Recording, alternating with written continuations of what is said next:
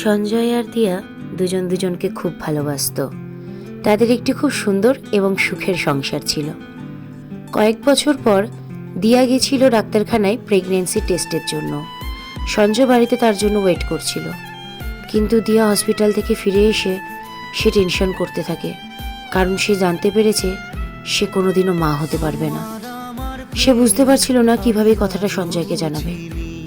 কথাটা সঞ্জয়কে জানানোর সাথে সাথেই সঞ্জয় তার পুরো কথা না শুনে তার সাথে খারাপ ব্যবহার করে আর তাকে বলে দেয় যে সে তাকে ডিভোর্স দেবে।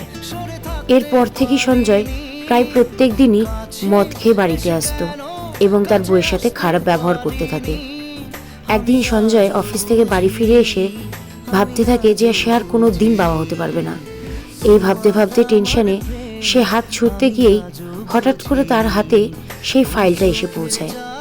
ফাইলটা ফেলে দেওয়ার আগেই তার চোখে এমন কিছু পড়ে যা দেখে সে অবাক হয়ে যায়।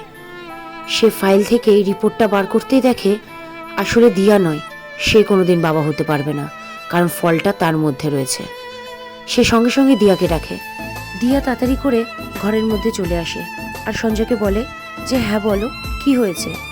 তখন সঞ্জয় তাকে পাশে বসিয়ে পুরো কথাটা বলে দেয় এবং বলে যে কেন তুমি এরকম করলে, কেন আমার ফল্ট থাকা সত্ত্বেও সব দোষ তুমি নিজের কাঁধে নিলে। আসলে সত্যিকারের ভালোবাসা হয়তো এরকমই হয়, অন্যের দোষ থাকা সত্ত্বেও সব দোষ নিজের কাঁধে নিয়ে নেওয়া যায়।